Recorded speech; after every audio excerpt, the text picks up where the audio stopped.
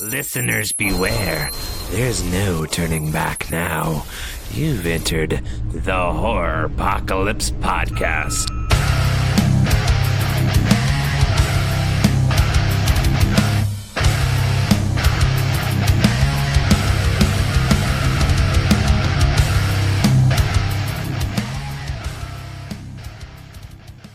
Hi, everybody. Welcome to the special Morning Zoo edition of Horror Apocalypse. This is Michael, and I'm here with my heterosexual life partner, Chris. Hey, Chris, how you doing today? Hey, everybody. How's it going? I am hung like a donkey. As I said before, I've got full-blown AIDS. Before the show, Chris and I had a wonderful discussion about how we do not like morning show type or morning zoo type shows. And just for shits and giggles, I wanted to catch him off guard. That did a very good job. All right, guys. So, give you a little heads up about today's episode. This is another Patreon pick. This one is brought to us by Kane. Kane, thank you so much for participating and giving us your hard-earned cash for us to watch a movie and talk about it. We appreciate it very much. So. Yeah. No. We do. I enjoyed every second of the 122 minutes this movie was. 82 minutes. 82. Oh, right, 82. My bad. 122 minutes would have been 2 hours and 2 minutes. Yeah, what was he? I swear there was something I saw that was 122. It must not have been this. Clearly not this. Well, anyway, guys, we're going to change up the format a little bit with this episode. I think we're going to do away with our news segment for a little while, only because we're recording ahead. We're getting ahead, and until we're recording and launching, say a day or two later, if news would be old news. So we're just going to talk about some stuff that we learned today. It's not really newsworthy, but Chris, for example, did not know that the Banana Splits trailer dropped today. I had no idea. I just read yesterday that there was something coming out with the Banana Splits, so I had no idea that the trailer was even... I didn't even know that they were making one already. Oh, yeah. I remember reading a while ago, and I think we actually mentioned it on the show one time. I think you actually mentioned it on the show, that they were doing a Banana Splits, and it was horror-themed, and I wasn't too sure about it, and I got the trailer. It's actually up on our YouTube page, which we'll discuss that in a little bit as well, but over there, it just looks like Five Nights at Freddy's meets Banana Splits, so I'm not too excited about it, but I'll watch it just to see what they do to my childhood. If that was in your childhood, then you were a lot older than what you say. Well, no, I was born in 75. Yes, the Banana Splits were, I think, 1968 to 1970, but they were in syndication and reruns. I used to watch them on Saturday morning. Yeah, more than likely. I know I've never actually seen them, that, Saturday morning type. The only reason why I even knew what they were is because my brothers. So, but I'm aware. Excellent. Well, another trailer that launched today is for a movie that I'm really excited for, is Dr. Sleep. After almost 40 years, we're finally getting a sequel to The Shining. Stephen King wrote this book a while ago. It's Mike Flanagan, who you may know from director of Hush, director of The Haunting of Hill House, Gerald's Game, some really good, stylish horror movies. He's got the helm on Dr. Sleep. So I'm really excited to see how this plays out. Plus, it stars Ewan McGregor, so let's see. Hey, Obi-Wan. Good for him. No, not Obi. Oh, stop it. I will not stop it. Petitioning for him to reprise his role as Obi-Wan. Well, any information you wanted to bring up today? Any information I wanted to bring up. I was reading on Bloody Disgusting, actually, and it linked me to a YouTube-y thing. Ghostbusters 3. A little bit more information as what the story is, having to do with, it does appear to be somebody's either kid or grandkid, disconnected somehow from New York, obviously, and whichever. So they didn't really drop a whole lot more story details. They said that something was going to be dropping at some kind of Ghostbusters convention, where they were going to get some more information from Reitman's kid, Jason Reitman. But nothing that I've read so far has linked to anything saying what he was talking about yet. So I have no idea. I know I'm anxiously awaiting to see what's going to happen, and nothing I have seen yet. So I just keep on searching. And also in other Ghostbuster things, I'm a member of Spirit Halloween's email club because that's where I do a lot of my shopping around Halloween. Did you get the same email I got? Yes, I did. Woof, woof. Okay. Yes. So for $500, you can get yourself a life-size terror dog from the end of the first Ghostbusters. Whether you want to call it Zool or only Zool. whether you want to call it Zool or not, that's entirely up to you. My only issue I have with it, and it's only because, like I've said before, I'm kind of a traditionalist. I don't like it when they take something that I think is perfectly fine and alter it. The head, there's something wrong with the head. Like, there's something wrong with the mouth. It doesn't look right. Is it just me? It looks a little smaller. Is that what it is?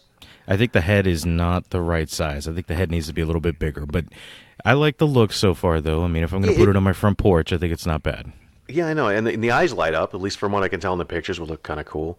I just hope it doesn't have that cheap dollar store speaker that roars. I hope it doesn't make a sound at all. It should not make any noise. Just let it be the way it is. Let it throw a couple batteries in it. Let the eyes light up. If you want to make the head turn or the mouth open, knock yourself out. But don't. It doesn't need a roar at all. I don't think so anyway. I will give Spirit Halloween a little bit of credit though. I mean, everything they put out over the last few years is stuff I wish I had when I was a kid growing up, when Ghostbusters were really in their prime. Because the toys that they gave us, I mean, the action figures were great, but movie toys, there was really nothing.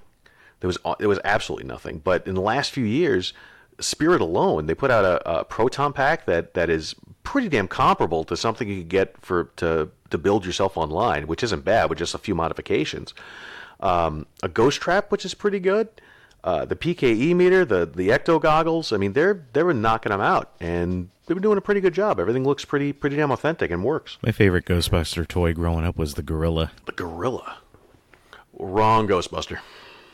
Well, they were the first Ghostbusters. They were the first Ghostbusters, but they weren't the quote-unquote real Ghostbusters. Technically, they were the real Ghostbusters, but, I mean, what's more fun, Dan Aykroyd and Bill Murray, or a guy in an ape costume? So a guy in an ape costume. Wow, we really have a difference of opinion. I can't wait to talk about this movie. So yeah, that's been about the biggest thing I've seen of the last couple days. What have you been watching? What have I been watching? Well, I watched this, the movie we're going to talk about today. But prior to that, I just finished Flash.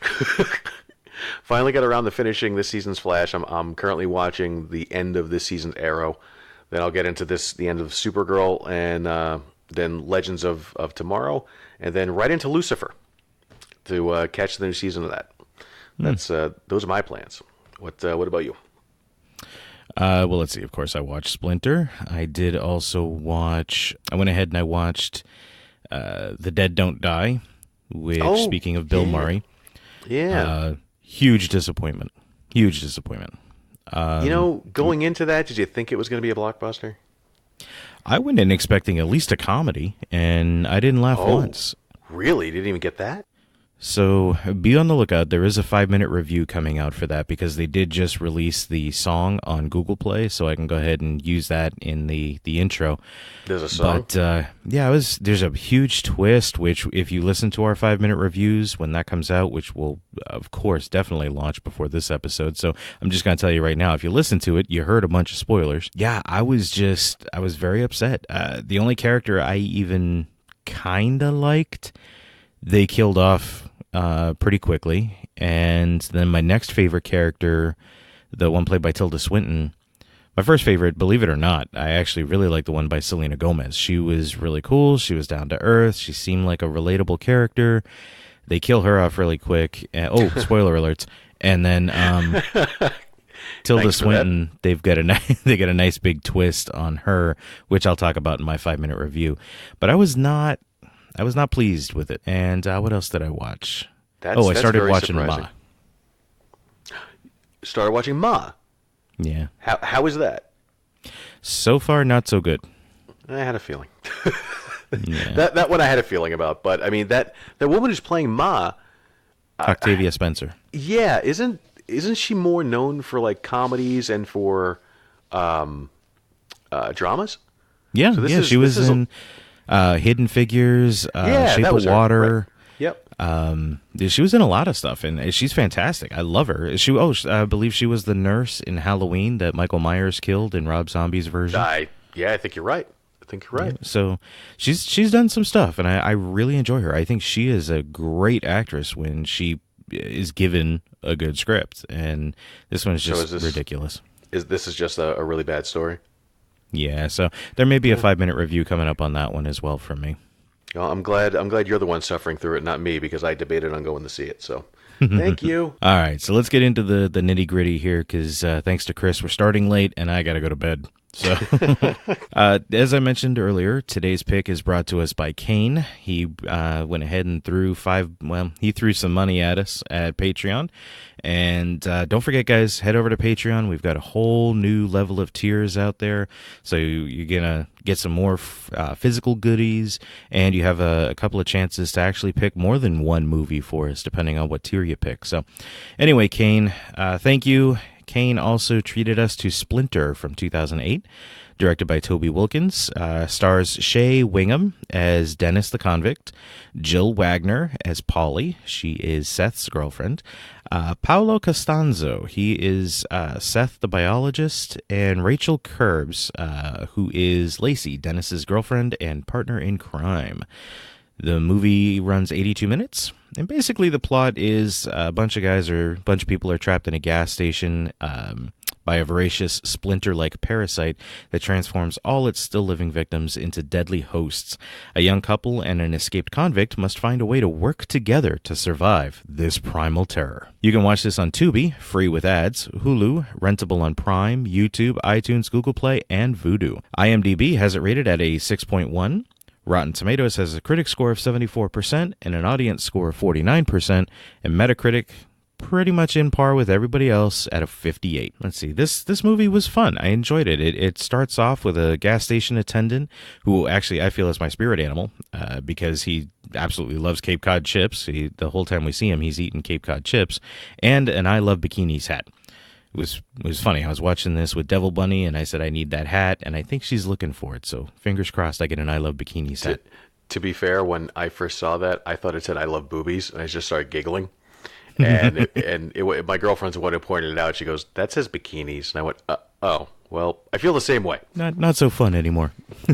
Not as fun, but I still feel the same way. Well, he's enjoying his little snack, enjoying the swampy weather, and while he's sitting on a folding chair in the gas station parking lot collecting his free money for a hard day's work, he hears a sound behind him in the grass. Now, this is my only complaint. It seemed like only he hears it. I didn't hear anything. But he turns around and he's, shuffling around, making noises. Who's there? What's there? So we're a little confused as to what he's talking about. He then gets attacked. Right before you do that, real quick, I said the same thing to my girlfriend about not hearing it. She swears she heard it. Really? She's like, no, you could hear it. And I went, nope, I didn't hear a thing. And she goes, no, you can hear it. Maybe something you can only hear when you have a vagina. That could be it. Maybe if you wear the bikini, you can hear the sound. That could be, and I love bikinis. All right. Depends on how bad you really want to hear that sound. Throw in some canned laughter and a little zing sounds here. Go with that whole morning zoo thing right off the bat. Please do. Please. We need a soundboard so badly. I have one. So bad. No, I mean like to instantly make the sounds as we're going. Yeah. I have one. You can instantly make those sounds as we're going?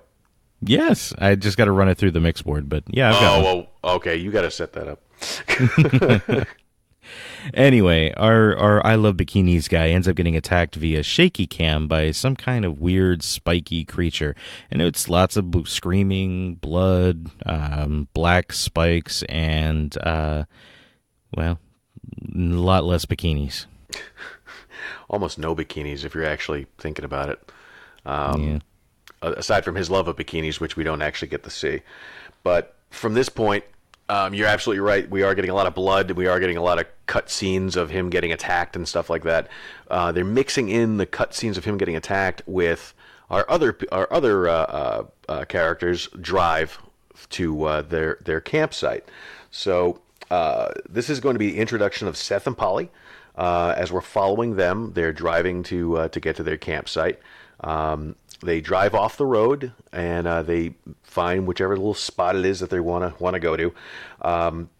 We are finding out that this is the anniversary, and Seth has promised Polly that this is going to be an anniversary under the stars, so they can do it underneath the stars and look up.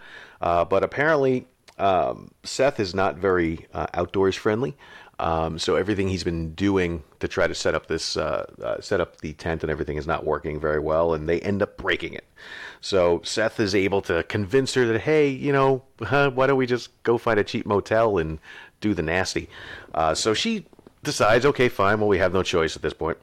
So they are now on their way to go find a cheap motel, whatever it is that they can find. Where are we? So I love they're the driving note for that part where it says, abandon the plans of Moonlight Monkey Love for full fluorescent copulating while they both watch X-Files. Yeah, I actually wanted to skip that on purpose. I was like, that was yours. I'm not gonna steal it. That was yours. If it's too funny, I'm gonna give it to you. On their way, we then meet also Lacey and Dennis. So we catch up to Lacey and Dennis with them either breaking down on the side of the road or having to ditch the vehicle. Not 100% sure as to why they are, in fact, ditching the vehicle. But clearly something has happened. They're on the run. We meet Lacey getting out of the car complaining, and Dennis being pretty much a prick from the get-go. But it's okay, because he's pretty much saying how beautiful Lacey is. So as long as he's complimenting her, he can be as much of a prick as he wants. So there they go, working on down the road. You did point out one thing, and I'm going to bring this up. He did say something about you can see Mexico or something of that nature. They're nowhere near Mexico, nowhere near it. So that was not at all. That was a kind of a weird spot for that. But we find out why he's saying that a little later. But it was a weird spot for him to say that. So they ditch their truck and off on the road they go. As a matter of fact, yes. One of my trivia questions is it's going to ask where they actually filmed the movie, what state. And speaking of which, this is something we actually forgot to mention. Guys, stay tuned after the show. Head over to Patreon, contribute $1 a month, and you get a bunch of exclusive Patreon stuff, including a special trivia game Chris and I put together for each other, all about this particular movie. So if you're a Patreon subscriber, you're automatically going to get it. If you're not a Patreon subscriber yet, head on over, contribute that $1, and have a lot of fun with us. And then after that, you can contribute a little bit more and have even more fun with us. Somehow that Howard Stern movie is now in my head, and I just want to tell somebody that, sit on your speaker. That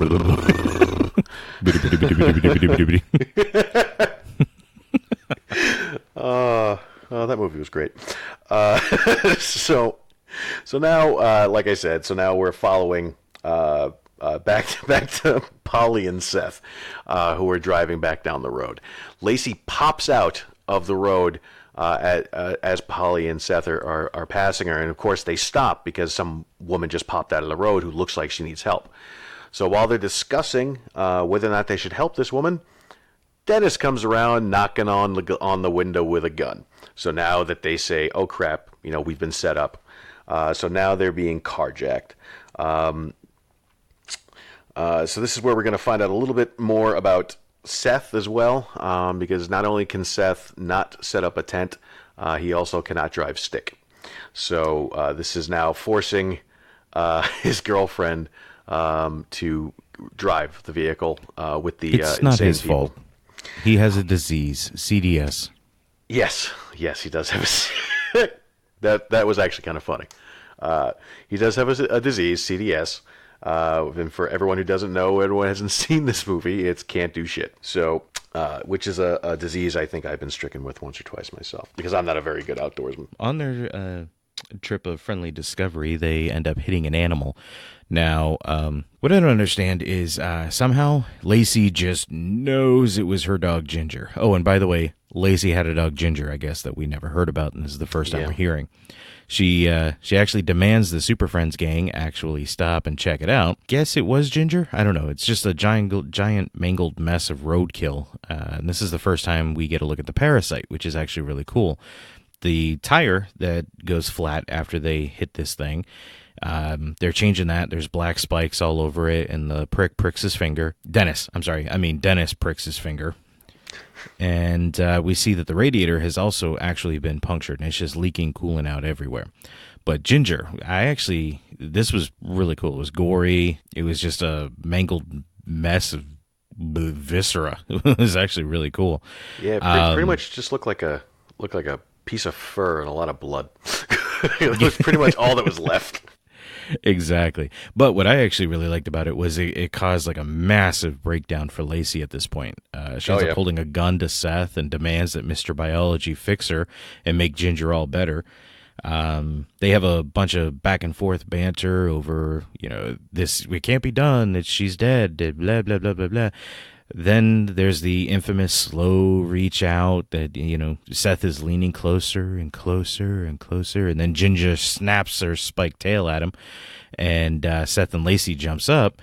At this point, Lacey actually forgets that, she's a loving fur mama and, empties a clip into this dog. She just shoots the fuck out of this thing. It was pretty cool. I actually liked it.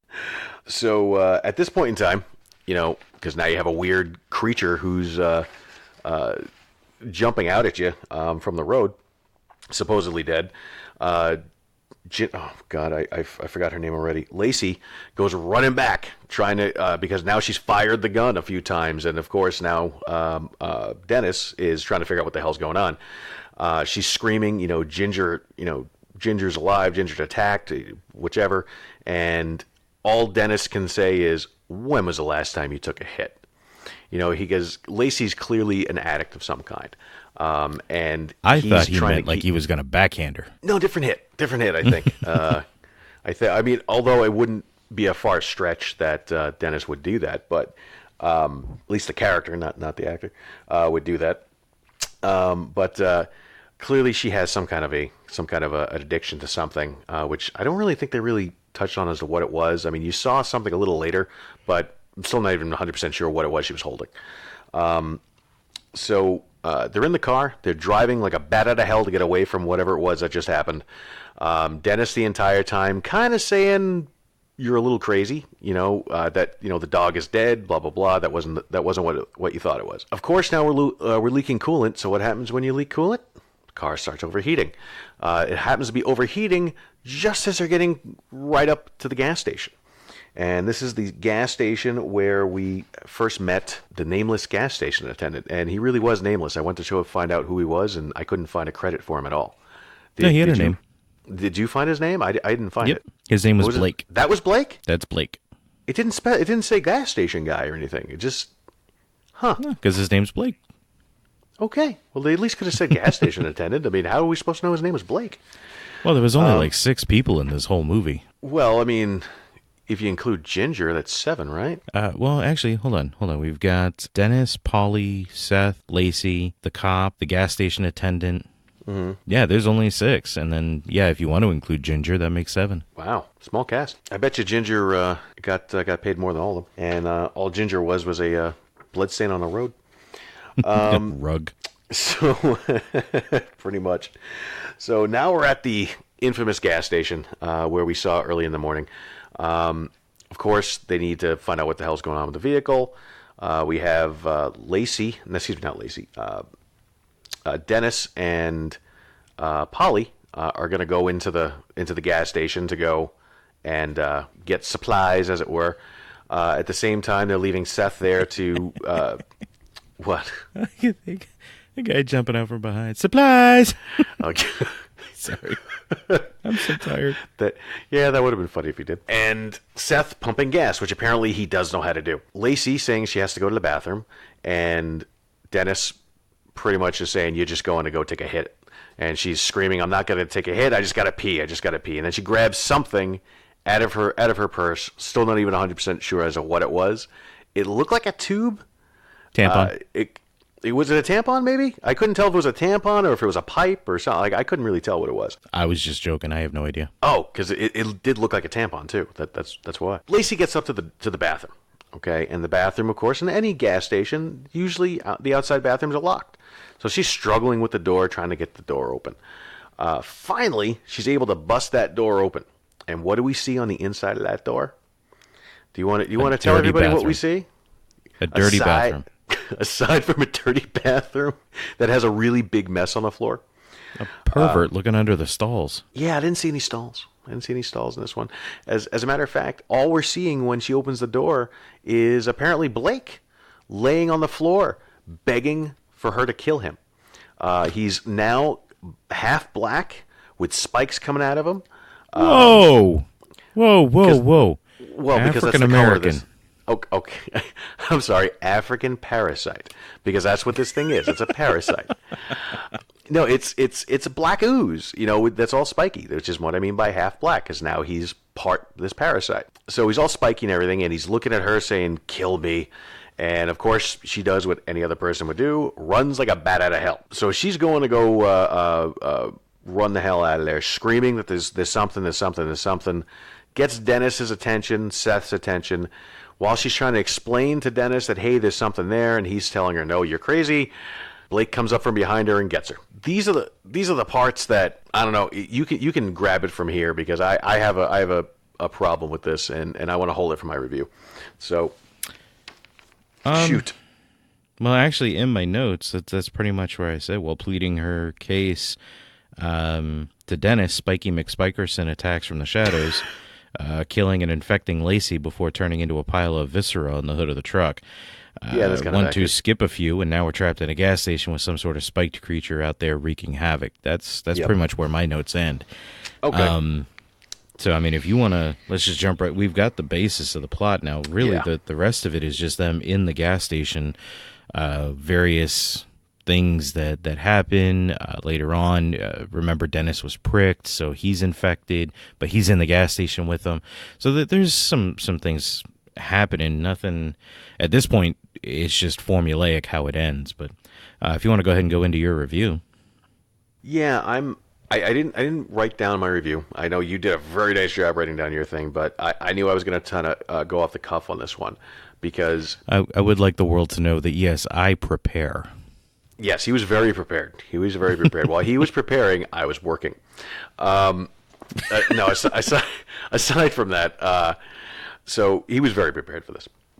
But my basic review of this is I was not a huge fan of this. I thought that there were quite a few issues that, and I understand it's a low budget movie. I get that, but you don't really get a good look at the Splinter creature. Ooh. What? Sorry, I'll wait till my end. Oh, okay.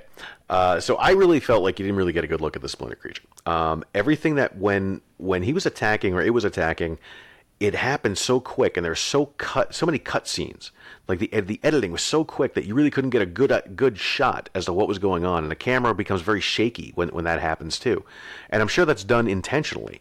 But to me, it was kind of more of an annoyance. Definitely not an artistic piece by any means, in my opinion. I want to see what's happening. I kind of want to see a little bit more. Give me a little bit more of what this creature's doing, what this creature's how it's cutting people and stuff like that. A lot of times where, like when Blake initially attacks Lacey, it happens so quick that you didn't even know she was on the ground until she was on the ground. And that was one of my main gripes with it. Other kind of gripe with it, it doesn't. I'm trying to think of a really good way to explain this. It has its weaknesses, which completely understandable. Every monster is going to have a weakness. I thought its weakness was kind of bland, and since we're spoiling this anyway, its weakness is cold, really. Cold and fire are apparently the two things it's weak to. So I kind of thought that it was like a Predator excuse. It was almost like, hey, if I cover myself in mud, the Predator can't see me. This was, hey, if I drop my body temperature, it can't see me. I thought that was kind of a bland thing. The ending to this, it was kind of basic. It was kind of basic. I was okay with it. I thought it ended fine. It ended in the only way it really could.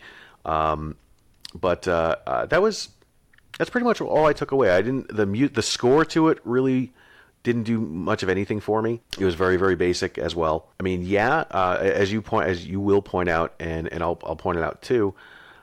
Most of it takes place inside the convenience store. It's either in the convenience store itself, or it's in the cooler of the convenience store, or at the back door of the convenience store. So they didn't really need to go out a whole, very, very far to do this. It was all a lot of one shots, a lot of quick shots and stuff like that. So, I mean, as far as that goes, it was okay. You do get a lot of really good acting out of them for what it's worth. The woman who plays Polly, Jill Wagner, I think she did a fantastic job, and she's hot. So she also gets almost a half star for almost topless, because every time she bent over, they almost pretty much popped out. But that was my take on it, really. I mean, it was kind of very basic. It didn't really enthrall me either way. It was enjoyable enough to sit through, but I don't think I'd watch it again. And I know you're biting your tongue and you're biting your lip. I could hear it, and I could almost see it in my head, because I know that you like this a little bit more than I did. So yeah, see, what I liked about this movie was the limited set. That was definitely a major plus for me. I like movies that take place in like one central area. They tend to kind of force the actors to be actors. It's their portrayal that actually puts across the emotion, and that's what tends to suck you right into the movie and make you feel like you're a part of the action. So I really enjoyed that part of it. They did this very well. This, a seemingly low-budget film, did exactly what it needed to do. I hated characters. I loved characters. I felt fear at times. The only exception was Sheriff Terry. I thought she was completely incompetent, downright annoying, and the scene where she gets split and loses about 75 pounds, that was cool. That was pretty fun. That I will credit where credit's due. That was a favorite part to me. I did enjoy that. I thought that was a really good effect. Like, we knew the creature was coming. I did not expect it to drop down like Spider-Man and saw her in half. So that was pretty cool. And how did it saw her in half, by the way? Did you catch that? The only thing I could think of is it just drove spikes through her and then ripped up. Okay, I'll buy that because it was really like, I was staring at it going, I don't know how it just ripped her in half. All I know is it ripped her in half, and I enjoyed watching it. But I didn't know how. I don't know how it did it. Now, I know I said that you were talking about we don't really see the creature. We don't get a full steady view of the creature. We do get very similar to what we get in John Carpenter's Thing. There are some scenes like near the end when she's coming out of the store and kind of walking across the parking lot. We do see a pretty good view of the creature at that point in time, but the creature really is, just like in John Carpenter's The Thing, it's a parasite. It's a virus. You don't really see that. You only see what it does to the host. With that being said, the way it takes over the body and transforms it, that is a visage of pure horror. I loved it. I thought it was great. That is accurate. I will, and I was holding that for you to mention. That was probably one of my favorites during this movie, is when the people are getting the transformation and what it's doing to their body. That was really cool. I dug that. When it breaks bones in the body to increase mobility, that's just sick. That was horrific. It started always starting with the fingers. Like you get one finger that just cracks itself backwards, and then the hand is turning it like a way it's not supposed to go, and the arm is turning like the opposite direction, and all these cracking sounds that were just that was cool. Those effects, like the practical effects like that, were really cool to watch. And the way it's happening, and the person has no control over it, and the fear that they have, you felt that fear with them. It's just the black blood, the animated body parts, the spikes. All those things just kind of play in the darkest areas of your mind and make you fear the worst. I thought it was done very, very well. The characters themselves, they're a testament to human nature also. Lacey, I thought she was absolutely adorable, even though she looked like a strung-out crack addict.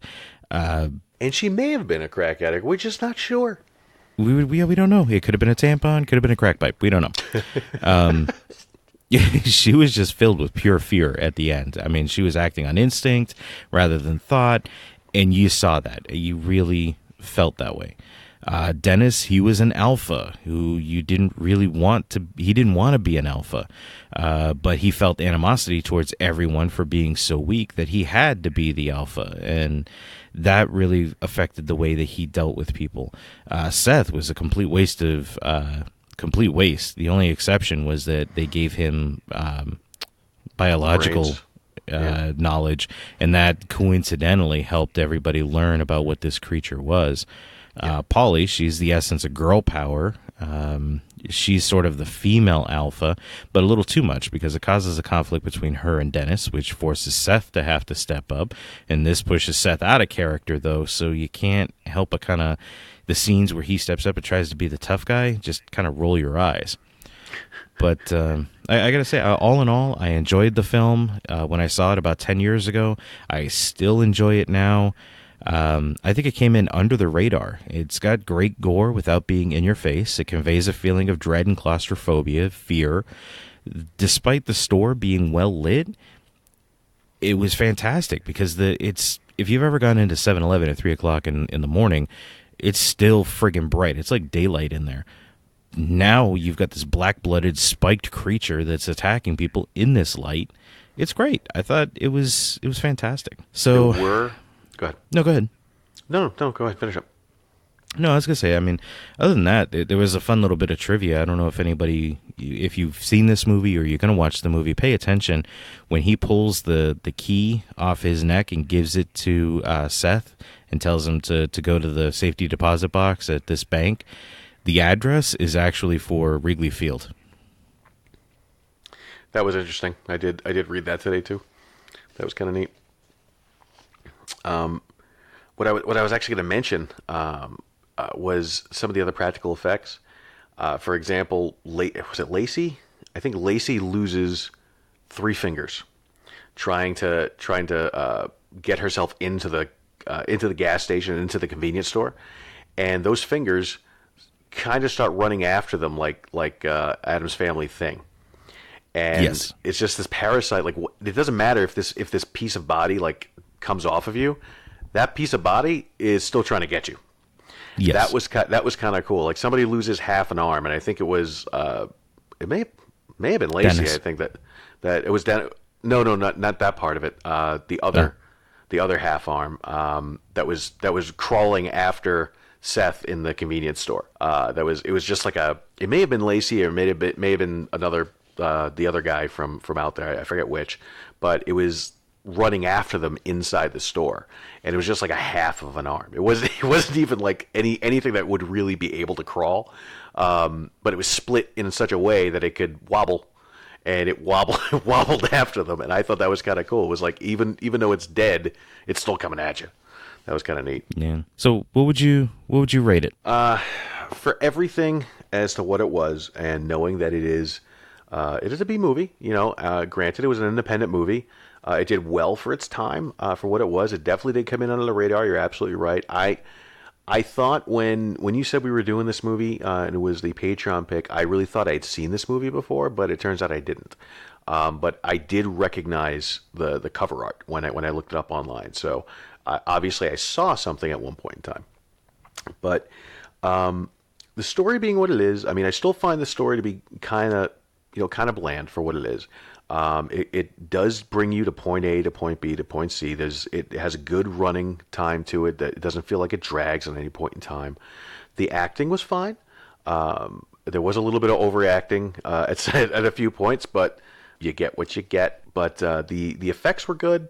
The ending was, as I said, it was kind of a bland ending, but it was kind of fun to watch anyway.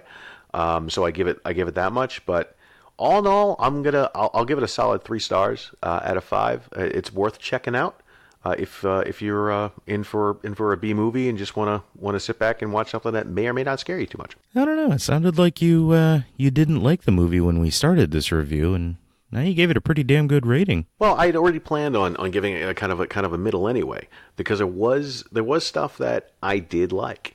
There was more stuff I didn't. But there was stuff I appreciated. I appreciate practical effects. If you want to give me more practical effects over CGI and it looks good, hell, you got me on board every single time. And they did a very good job at that. Yeah, there was definitely CGI effects in this too. I mean, that's how you make the Splinter creature in general. But the monster itself, like it was just cool. I mean, that kind of stuff is cool, and I'll watch that every single time. Okay, I'm kind of in the same boat. I thought, well, same boat in that I liked it, but I love the effects. I thought it was pure horror when you can't see the creature and it's still so well lit. Everything about it I really enjoyed. As I said in my review, I loved it 10 years ago. I still love it today. I give it a 3.5. Okay, that's fair. I think that's fair. We did, looking back at the notes, though, there is one thing we did not talk about, and I think we need to talk about. Go ahead. The removal of Dennis's arm. Oh, God. All right, that's the only thing that I think kept it from being a 4 for me. Seriously, they're going to cut this dude's arm off with a box cutter? With a box cutter? Well, no, I'm sorry. They don't cut his arm off with a box cutter. They cut all the flesh around his bone with the box cutter and then snap it off with a fucking cinder block. With a cinder block. To a guy who is, I mean, he's basically, I mean, he's awake, you know, and the sole purpose. He's in and out of consciousness. Oh, yeah. I mean, obviously, if you looked at this in real content, first of all, he would have bled out. But that aside, that kind of pain, oh my God, you would absolutely pass out. You would absolutely pass out. I mean, he would not have bled out. They tied a plastic bag around his arm. Oh yeah, that was going to help him. That was definitely going to save him. You're right. My bad. My bad. That plastic bag that was holding everything together. But no, I mean his. I'm sorry. Just the whole scene was just comical in and of itself. I give it. That's one of the things I give it credit for. It was a practical effect. I will stand behind it. It was a practical effect. I mean, the sole purpose of why they're cutting off his arm is from what we said earlier, because he got one of the splinters in his finger, and other people seemed to take over them really, really quickly. For some reason, it took a long time to take Dennis over, and I think it's just because he had the one splinter in his finger versus like Lacey got like a blast, and the cop got ripped in half, but also got a blast. You know. So I think that's why it took him a while, but they figured out if they cut off his arm, you know, kind of like Walking Dead, cut off the flesh before it ruins everything else. So they did that to him. But there's one thing that somebody on online pointed out too, and I noticed it. You can clearly see Dennis's arm, like behind the prosthetic fake arm. Like you can clearly see it, and that was granted practical effects. It's 2008 or whichever, but I don't know how much money they had for this movie. I didn't even bother to look it up, but maybe you could have thrown in some money to try to clean that up a little bit. You know, just a little bit. It made something like $7 million when it was in the theater, and that was considered a success.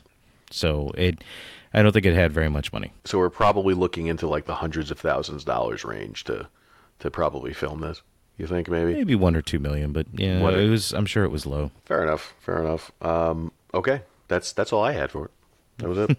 All right, guys. So as we mentioned, stay tuned if you want to head on over to Patreon. Chris and I are going to have a wonderful trivia game where I put together 10 questions about the film, and Slacker over there put together 5. But we're going to ask each other some questions and see how well we fare. Don't forget, listen to us on Podbean, iTunes, Stitcher, Google Podcasts, Google Play, wherever you can listen to podcasts. We're pretty much there.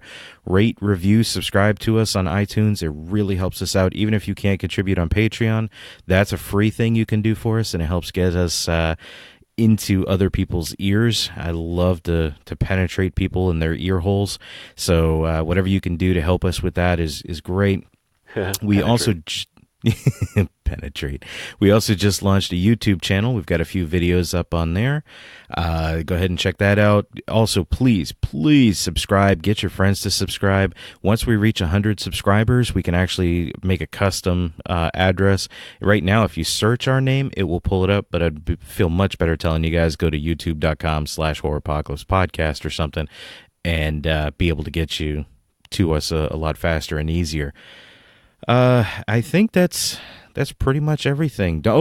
Again, check us out on Patreon and check out all those new levels and tiers. We've got bracelets and stickers, all kinds of cool stuff. Oh, and before I forget, this should possibly be launching before the event. So if you're in the Orlando, Central Florida area, come on out and check out the live event that we're going to be hosting over at GameStop on 535 Vineland Road in Kissimmee, Florida. We'll be there from 12 to 3. We're going to be talking about horror video games and how horror video games have influenced horror television and movies. And we're going to have a couple of special guests that you're going to have to come down to see to find out who they are, or just wait for the recording afterwards. But we'd love to see you in person. So come on down and check us out. Did you mention the day? The what? The date. The date. I did not. So join us all on June 29th. There you go. Thank you, Chris. I was like, you can come down whenever between those times, and you'll be there every single day between those times. I am tired. Oh. All right, guys, we're going to go play this trivia game. Then I'm going to bed. So head on over. Love to head on over. We'd love to hear you.